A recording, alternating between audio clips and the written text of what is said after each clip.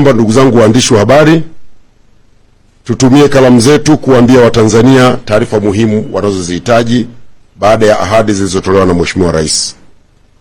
Lakini pamoja na hivyo, naomba kuwasihi ndugu zangu wa Tanzania, tutumie taarifa hizi rasmi zinazotolewa na serikali.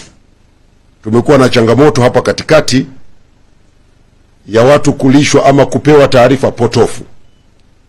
Kwa hiyo kama ilivyo kawaida yetu, tutakuwa na mfululizo wa mikutano na waandishi wa habari, tutakuwa na viongozi wanaokwenda kwenye vyombo vya habari kwa ajili ya kuzungumza na wananchi, na hizo ndizo taarifa rasmi za serikali. Lakini kwa wale wanaotumia tovuti, tunayo tovuti ya serikali www.tanzania.go.tz. Naombeni ndugu zangu Tanzania, twende tukapate taarifa sahihi kutoka kwenye tovuti rasmi ya serikali.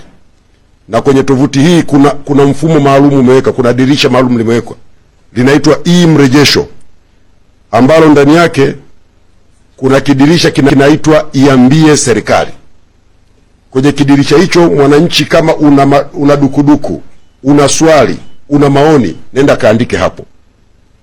Kupitia mfumo tulioujenga, tutapeleka kwenye sekta husika na utapatiwa majibu. Kama ulileta kwa simu, ulileta kwa email, ama umeleta kwa WhatsApp, utaletewa majibu yako.